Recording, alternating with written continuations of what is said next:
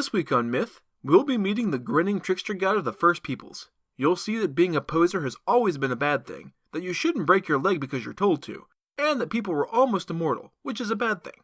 Then, in Gods and Monsters, you'll learn that a famous Batman villain used to be a Plains tribe monster. This is the Myths Your Teacher Hated podcast, where I tell the stories of cultures from around the world in all of their original, bloody, uncensored glory. Modern tellings of these stories have become dry and dusty, but I'll be trying to breathe new life into them. This is episode 27, Coyote, Certified Genius. As always, this episode is not safe for work.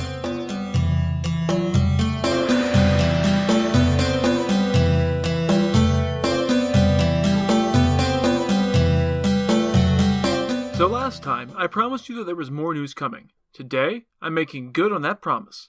First, I wanted to remind everyone that yours truly, MC Williams, will be hosting a panel on mythology and popular culture at DragonCon on Labor Day Monday at 11:30 a.m. Second, I wanted to let everyone know that I will also be a panelist on a number of other fun panels throughout DragonCon over Labor Day weekend. At 2:30 p.m. on Friday, I'll be talking about the 7th and final season of the ABC show Once Upon a Time, which, as you can probably guess, draws heavily from fairy tales and folklore, so I'm super excited to talk about it. On Saturday at 4 p.m., I'll be taking part in the DCPT Next Top Moderator contest. Myself and 3 other podcasters will take part in a wide-ranging competition to see who gets to moderate a mystery celebrity panel. On Saturday at 7 p.m., I'll be part of the group discussing the oddball time travel comedy Future Man and looking at the darker side of time travel that most stories just gloss over.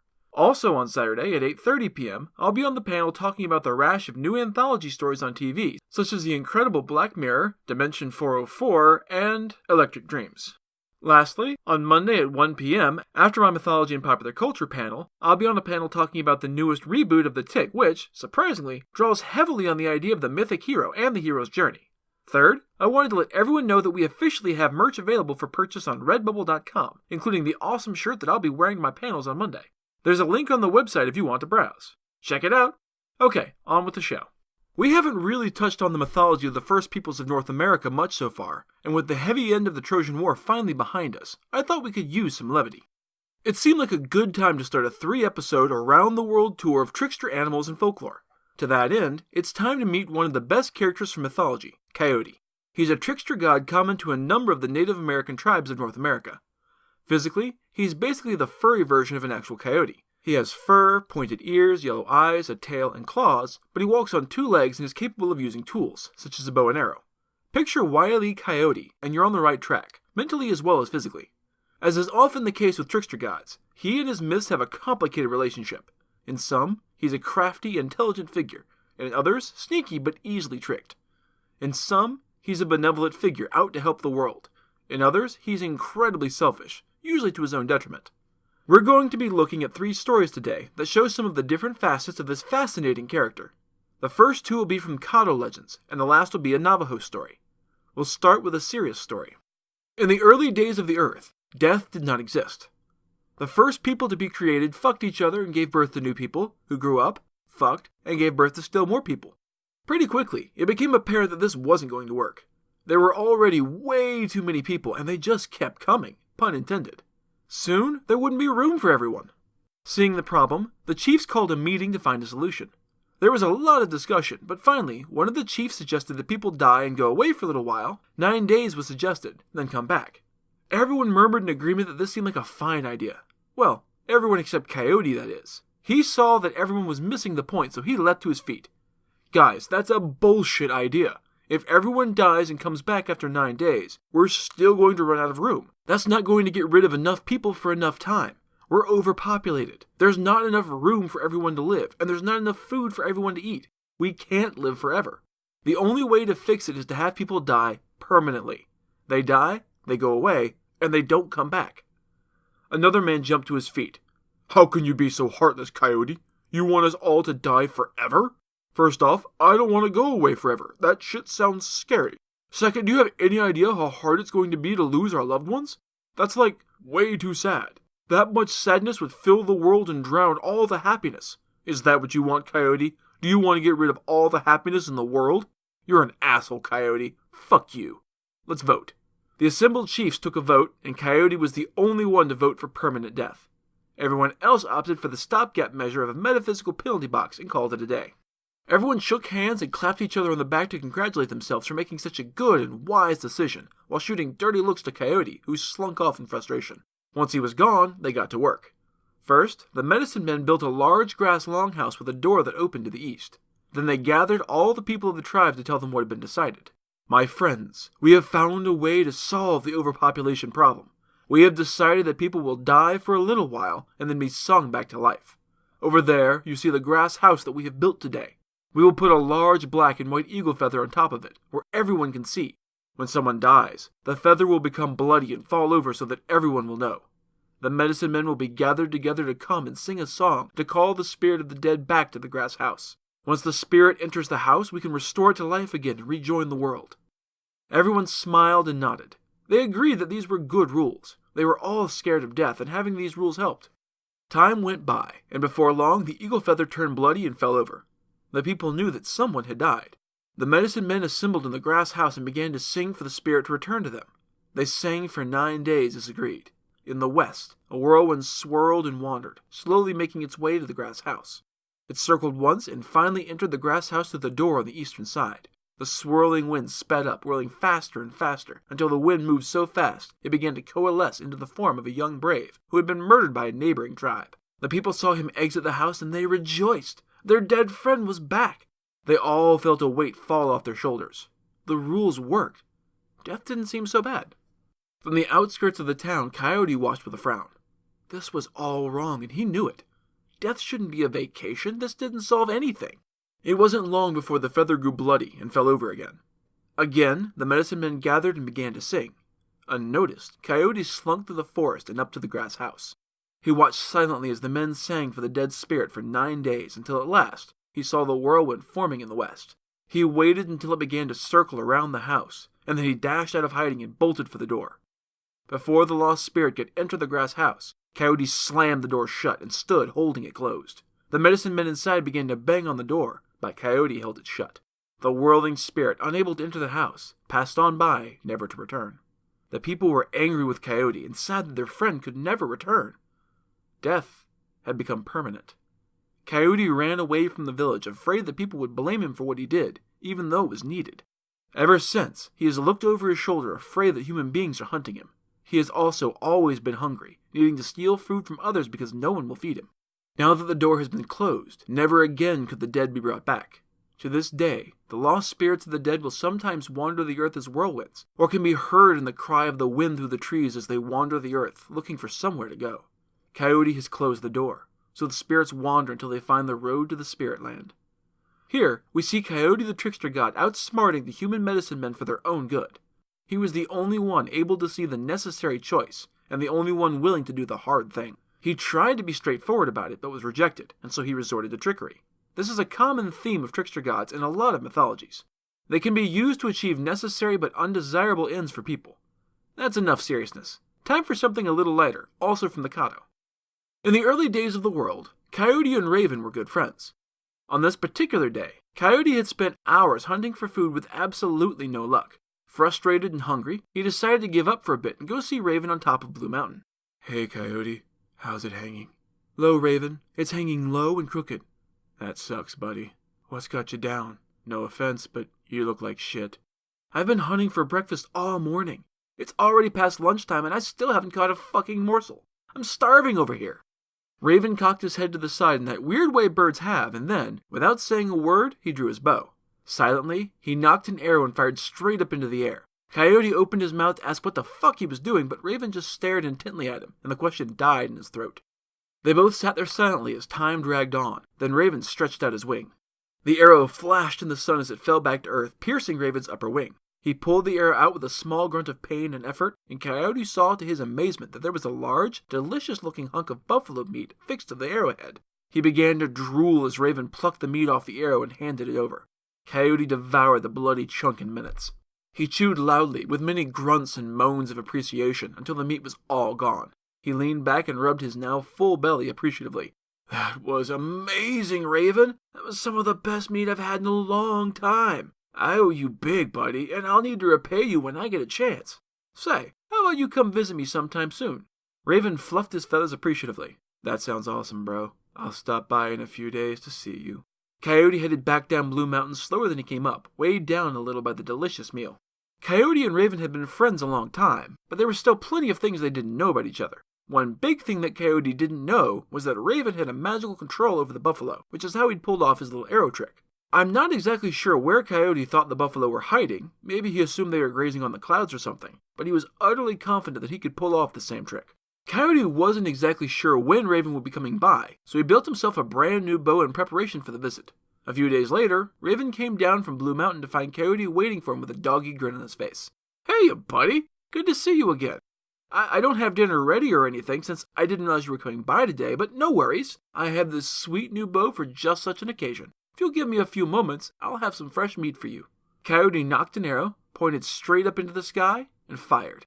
It sailed up beyond sight, and Coyote waited impatiently for it to come back down. Raven just stared at his friend silently, head cocked slightly. Coyote started to tap his foot. "I'm stronger than I knew," he thought. "Shouldn't that arrow be coming back?" Thunk! The arrow, flying too fast to see easily, streaked out of the sky and landed deep in Coyote's thigh. He stared at the raw wound in shock for a moment, then screamed bloody murder and raced off in a desperate, useless, limping attempt to get away from the unexpected pain. Raven watched Coyote flee into the forest, yelping. He stayed there, motionless and silent, until even the cloud of dust the poor beast was raising was lost to sight. Raven shook himself and decided that this visit was apparently over. He waited a little while longer, just to be polite, and then set out for Blue Mountain. He was hungry, since Coyote had never made good on his promised dinner, but he was in high spirits anyway. It wasn't every day you got to watch a classic slapstick bit play out right in front of you. He chuckled all the way home. For days after, he couldn't help but laugh every time he thought about it. Coyote, on the other hand, did not enjoy the ordeal so much. He ran for miles and miles before good sense finally managed to break through his panic and agony. He slowed to a stop, took a deep breath, then wrenched the arrow out of his flesh.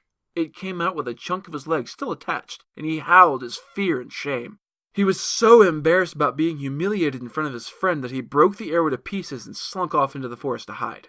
He might have stayed there forever, but after a few days of misery, his stomach began to rumble. He had never actually had dinner with Raven, and he was famished. He searched the woods for something he could eat, but again, he came up empty. Stomach growling now, he decided he'd need to visit one of his friends again. Not Raven, though. He definitely wasn't ready to face Raven again. He decided to go see his friend Brown Bear on Rich Mountain. His friends called him Grizz for short. "Coyote, man! Hey, how's things?" He threw his friend into a bear hug, pun very much intended, then stepped back to look at him. "Actually, bud, you kinda look like shit. Are you okay?" "I'm fine, Grizz. I had a little accident in the woods, though, so I haven't eaten in a minute. I could do with some dinner." "Yeah, sure, man. I can definitely hook you up. Hold on a second." Brown Bear wandered a little ways off to a persimmon tree in his yard. The branches were weighed down with ripe fruit, and Coyote's jaws began to water just looking at them. Brown Bear rumbled up to the tree in a slow jog. At the last moment, he turned and threw his shoulder into the tree trunk. The force of the blow jostled a rain of plump, ripe fruit to the ground in a sticky shower. Brown Bear smiled and gestured for his friend, Coyote, to come over and eat his fill. Coyote didn't need a second invitation. He gorged himself on the plump fruit scattered all around until his stomach was swollen. He leaned back against the tree, rubbing his full belly contentedly. After a moment's thought, he took his pack and filled it with the rest of the fruits that had dropped to the ground. That was awesome. Thanks, Grizz. Those persimmons really hit the spot. He noticed that the sun was beginning to set. The sun's getting pretty low, big guy. I probably ought to get going, but I insist that you come visit me soon so that I can repay the favor. Brown Bear smiled and promised that he would indeed come visit soon. Coyote didn't want shit going down like he did with Raven, so he went out looking for his own persimmon tree. The next day, he spent hours searching for a tree with fruit on it, but he had no luck. Finally, as the sun was starting to set, he gave up and cut one down without any fruit on it. He carried it home and set it in the yard overnight. The next morning, he got up early and dug a hole in the yard big enough for the tree trunk. He set the tree down in the hole he had dug and filled in the dirt around it. Then, he took the persimmons from Brown Bear's house out of his pack and tied them to the tree branches. When he finished, he stepped back to admire his handiwork. Coyote smiled. It looked just as good as Grizz's tree. A few days after putting up the tree, Grizz came by to see Coyote as promised. Hey man, it's good to see you again. You hungry? Hold on a second and I'll rustle up some grub. He trotted smugly over to the persimmon tree and rapped it with his knuckles. Nothing happened. He knocked again, harder. Nothing. He beat the tree with his head with no luck. The persimmons had been tied too well onto the branches and just wouldn't fall off. Finally, growing frustrated and embarrassed, He grabbed the trunk with both paws and shook it violently. The fruit tied to the branches didn't budge. Unfortunately, the tree wasn't attached to the ground as well as the fruit was to the tree, and Coyote's shaking pulled it out of the shallow hole he'd buried it in and brought it crashing down on his head. Coyote staggered to his feet with as much swagger as he could maintain.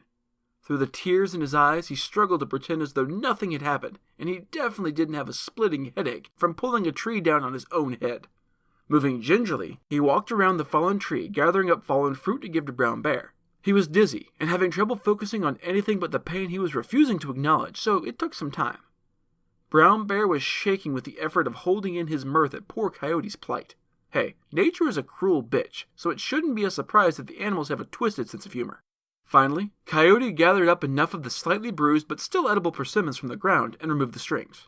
He carried them all to Brown Bear, who nearly choked from trying to eat while holding in laughter at Coyote's miserable attempt to copy his cool feat. He stayed for as little time as he possibly could without being rude, and then went home. He waited until he was out of earshot to finally let out the big belly laughs that had been building all day, even as the huge knot on Coyote's head had been.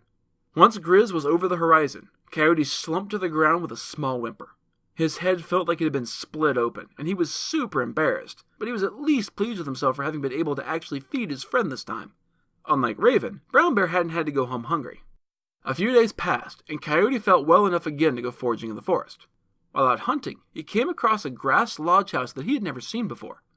Being a curious fellow, Coyote decided that he should go and introduce himself to this newcomer. Besides, maybe whomever it was had some food to share. He knocked on the door and called out, "Hello, my new friend. I'm Coyote." From inside, a voice replied, "Nice to meet you, Coyote. I'm Woodpecker, but you can call me Woody. Come on in." Coyote entered and found a bird walking around inside with a bright light on his head. Coyote, concerned but trying to be polite to his host, coughed gently. "Ahem. Woody? I don't want to alarm you, but your head seems to be on fire. You might want to put that out, or you and your house are both going to burn up." The red-headed woodpecker smiled. "Don't worry, Coyote. I've always had this light on my head. It was given to me back at the beginning of creation, and it won't burn anything down. Trust me. Hey, are you hungry? I was just about to make supper if you're interested." Coyote was definitely interested, and he sat down to eat with his new friend. When they were finished, and Coyote had gorged himself, he stood up to leave. "That was delicious, Woody. You must let me return the favor sometime. You should come by the next time you have a chance, and let me get dinner for you." "I'd like that, Coyote. I should have some free time in a few days if that works." They said their goodbyes, and Coyote went back home. True to his word, Woody came by to see Coyote a few days later. He knocked gently on the door and called out, "Hello? Is anybody home?" From inside, Coyote called back, "Just a minute." There was a lot of unidentifiable rustling from inside, and then the door opened. "All right, come in and have a seat." Woodpecker entered and then froze. I don't want to alarm you, but you seem to have a bundle of straw burning on your head." "Yeah, I know. It's cool, right?" "You should take that off before you burn your head." "Oh, this old thing? I wear it all the time. Don't worry, it's not going to burn my head. I was told at the beginning that I should always wear a light on my head at night so that I can do whatever I want while everyone else is lost to the darkness." Surprising no one except Coyote, no sooner had he finished speaking than he felt something very, very warm on his head. He sniffed. "Do you smell something, burning?" His head went from warm to searing hot, and he began to scream in agony. He slapped at his head, trying to put it out, but it didn't seem to do any good. Still howling in pain, Coyote raced out of his cabin and down to the river to dunk his head in. Woodpecker waited a long time for Coyote to come back, but Coyote stayed in the river the rest of the day, trying to cool the burning of his scalp, and he eventually gave up and went home. After that, Coyote vowed that he would be his own creature and stop trying to imitate his friends. I love this story because it's one where Coyote ends up with a short end of the stick. As is often the case, whenever Coyote the trickster looks like an idiot, it's almost entirely his own fault. Our last story is a different flavor from the first two, with the tricksy Coyote functioning as the hero. The ancient stories say that in the beginning times, cruel giants roamed the earth. They devoured anything they could catch, but their favorite food of all was little children. If the kids wandered too far off into the woods on their own, giants would often capture and devour them. One day, Coyote was out minding his own business when he came across one of the colossal monsters in a rocky place. He saw the giant and had a thought. "Hey, cousin, I'm on my way to the creek for a sweat bath. You're a big guy, so I didn't want to startle you, which is why I'm getting your attention from all the way over here. You want to come with me to the sweat lodge?" The giant looked confused as he processed this exchange. He was used to people running in terror at him, not inviting him to stuff. It made him feel kind of good. He smiled for the first time in a long time. Maybe, Coyote. Why, though? Why do I need a sweat bath? Everyone needs a sweat bath. They're good for you, Cousin Giant. How else are you supposed to get rid of the toxins inside you? You really need to be sweating them out every so often. What toxins, Coyote? That kind of sounds like a scam to me. Even so, he looked down at his humongous gut and wondered what toxins and other no-good things might be swirling inside there. Come with me and get your sweat on, and you'll find out. No big deal if you don't want to, though. I'll just trot on by myself. The giant looked down at his stomach again. Maybe he could stand to sweat out some bad shit. All right, Cousin Coyote. Lead the way and I'll follow you. Coyote trotted down the hill, making sure to keep a safe distance between himself and the giant with his huge, heavy club. When they reached the creek bank, Coyote picked a nice flat place where there were trees with bark and branches. He had everything he needed to make a sweat lodge. This is the place, Cousin Giant. You build a fire and I'll build the lodge. The giant lit a clumsy fire and tried to light it using 2 flints, while Coyote built a sweat house. When the house was built and sealed, he snuck a large, unskinned leg of deer into it. This will show him. He'll never want to take a sweat bath with me ever again. After a couple of pointers from Coyote, everything was ready. Coyote and the giant crawled into the lodge, which quickly filled with steam. Okay, Coyote, what do I do now? First, you need to drink some of this bitter tea I brewed. It's made from a lot of good herbs, so it's all natural and great for your system. This is the good shit, which will help you get rid of all the bad shit in your body right now. Oh, that sounds cool. Will it help me catch those quick little human fuckers? They make the best food, but they're quick and hard to catch. They almost always manage to outrun me. It's really annoying. That's just because you're so clumsy on your feet, Giant. Look at me. I can run down anything in the forest or in the desert. It's because I take so many sweat baths. The giant was very big and very dumb. He was extremely gullible, so he bought everything that Coyote was selling. Coyote was the original pyramid scheme salesman. The 2 creatures sat in the steam, sweating their balls off. It kept getting hotter and hotter, and the giant started to get uncomfortable. He wasn't used to sweating this much, or being this hot. He didn't like it. Maybe we should duck out for a minute and get some fresh air. I'm hot and uncomfortable. Oh, we will, but first, we should drink some more of this herb brew. He held it out to the giant, who reluctantly gulped more tea. As soon as it was down his gullet, he bolted out of the sweat lodge. He lay on the ground, gasping like a fish on the earth. Okay, now what do? I'm feeling kind of sick to my stomach, Coyote. This sucks. Just hold on a moment. I'll go get some plates to catch your puke. That way, you can see all the toxins the sweat lodge is driving out of you. That's what's making you feel so shitty right now. Coyote made some large plates out of pinyon tree bark and placed them in front of both of them. Okay, Giant, close your eyes and puke away. The giant's vomit was mostly just bile and normal-looking vomit, which is still pretty gross. But Coyote's was filled with worms and other gross, identifiable shit. He hadn't had much luck hunting lately, and had resorted to eating bugs. Coyote switched the 2 plates while the giant's eyes were closed. Oh, good lord, cousin! Open your eyes and look at everything that's been in your system. Look at all these toxins. No wonder you're slow on your feet. The giant took a peek and promptly puked again. Oh man, that's really gross. Yeah, Cousin Giant, it is. Maybe we should go back in and cleanse some more. Yeah, I think we should. They both went back inside the sweat lodge, which Coyote had sealed up even better. It was now pitch black inside. They drank some more of the bitter tea. Now, Cousin Giant, it's time for a miracle. I'm going to break my leg, and then, thanks to the healing magic of the sweat lodge, I'll heal it up even better than ever. Coyote picked up a heavy rock and pounded on the deer leg he'd hidden inside the lodge, snapping it with a disgusting crack. He cried out in pain and shrieked and made a great show of being in agony. Here, Giant, feel my broken leg. Feel the bone jutting out. Can you feel it? He handed the giant the deer leg, who felt the nasty break and nearly vomited again. Yeah, that's really, really broken. Oh, I'm gonna be sick. Right, well, now I'm gonna fix it. The toxins are all out of me now, so all I have to do is spit on it.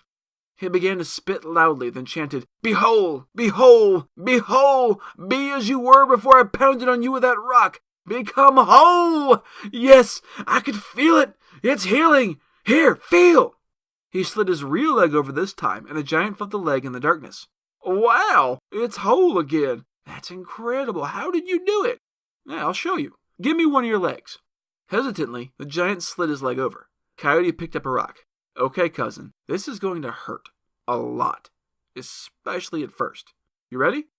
I'm not sure if... Oh, shit! Oh, fucking shitballs, that hurts! Coyote had to pound on the leg for a few minutes to break it since it was so big and thick. The giant screamed and begged Coyote to stop the whole time. It was like something out of a horror movie. Eventually, Coyote felt the bone break. It was definitely not a clean break. Okay. That did it. Now you just need to spit on it and chant. Sobbing in pain, the giant began to spit on his shattered leg. He spat and spat until he ran out of saliva, but it refused to mend. Help me, cousin! The magic isn't working for me! Just keep spitting, giant. It will work eventually. You've got a big leg, so it's going to take time. Knowing that the giant wouldn't ever be able to heal his leg right, Coyote snuck out of the sweat lodge. With a janky leg, he knew that the giant would be slower than ever and give everything he was hunting a better chance of getting away, especially the weak little human beings that Coyote kinda liked. This story illustrates the complicated relationships the stories had with trickster gods. Sometimes, Coyote serves a necessary but unpleasant role, like in the first story. Sometimes, he's the butt of the joke and the source of much-needed comic relief, like in the second story. And sometimes, Coyote is the hero, putting his own life at risk to protect humans from the kinds of things they can't protect themselves from. And with that, it's time for Gods and Monsters. This is a segment where I get into a little more detail about the personalities and history of one of the gods or monsters from this week's pantheon that was not discussed in the main story. This week's monster is the Two-Faced one. Two-Face is a malevolent humanoid monster common to a number of the Plains tribes, such as the Cheyenne, the Sioux, and the Omaha. Some stories describe it as a huge ogre, but most describe it as a normal-looking human from the front, but with a horrible second face on the back of his or her head. Some tribes have a tradition of an entire race of Two-Faces wandering the earth, while others have only one, male in some and female in others. Some stories also refer to the monster as Sharp Elbows. These names sound silly, but the monster is deadly serious. Two-Face is a cannibal who primarily preys on children and pregnant women. He had razor-sharp elbows, which he would use to rip people who had been stunned by his horrible second face to bloody shreds while they yet lived, unable to move. If he found a pregnant woman, he would slice open her belly, pull out her children, and devour them in front of her before eating her as well. In the legends of the Lakota, Two-Face is a woman who was disfigured as punishment for trying to seduce the sun god. Her front face is beautiful and sad, helping to lure people into trying to help her. The other is hideous, terrible to look on, representing a departure from tradition. The only way to protect yourself from the Two-Face is to avoid making eye contact with the horrible second face. The Omaha also have a story of the Two-Face. A young woman was pregnant with twins. Her husband was leaving to go hunting for several days, and before he left, he warned her, "If a strange person comes here while I'm out, don't look at him. Don't make eye contact. You could be in danger if you do." He left to go hunting. A couple of days later, an old man came to the lodge. Her husband wasn't home yet, so she sat with her back to the old man and refused to look at him. He came back the next day, and she repeated the exercise, refusing to make eye contact. He came back for a third day in a row, and still she ignored him. But on the fourth, she finally couldn't hold back her curiosity. She peeked. Standing there was the old man, his back to her, but a horrifying ogre face was staring malevolently at her. It grinned at her, drooling through its fangs. Everyone who looked at a Two-Face died, and the young mother-to-be was no exception. She dropped dead right there on the grass as soon as her eyes met his. Two-Face shambled over to her corpse and sliced her up with his elbows, eating her as he went. He was almost full by the time he reached her belly and found the baby inside. He pulled it out, thought about eating it, and decided he was full and tossed it into the woods to die. He didn't realize she was having twins, so he left the second baby where it was. That night, the woman's husband came home to find his wife dismembered, her blood splashed all over the house, and her pregnant stomach ripped open and crawling with flies. He rushed to hold her, overwhelmed with grief, and wept over her mutilated body. Through his sobs, he heard a faint cry. He lifted his head, thinking it was his wife somehow still alive, but he quickly realized that the sound was coming from her belly. Inside the red ruin of her stomach, he found a baby somehow still alive. He also didn't know they had been having twins, so he never looked for the other boy. He pulled his son out of his dead mother and took her to the village to get help with healing and raising the infant boy. Out in the woods, the second twin was found by a bean mouse. The mouse, who was lonely, took pity on the boy and adopted him. She fed him on beans so that he was able to grow up to be a young man, strong and wild. Years later, when the twins were young men, they would meet and be shocked to see their own faces looking back at them from another's face and know that they were brothers, named Lodge Boy and Thrown Away. They would feature in other stories of the Omaha tribe, but that's a story for another day. That's it for this episode of Myths Your Teacher Hated. Keep up with new episodes on our Facebook page, on iTunes, on Stitcher, on TuneIn, and on Spotify, or you can follow us on Twitter as @HardcoreMyth, and on Instagram as MythsYourTeacherHatedPod. You can also find news and episodes on our website at mythsyourteacherhated.com. If you like what you've heard, I'd appreciate a review on iTunes. These reviews really help increase the show's standing and let more people know that it exists. If you have any questions, any gods or monsters you'd want to learn about, or any ideas for future stories that you'd like to hear, feel free to drop me a line. I'm trying to pull as much material from as many different cultures as possible, but there are all sorts of stories I've never heard, so suggestions are appreciated. The theme music is by Tiny Cheese Puff, whom you can find on Fiverr.com.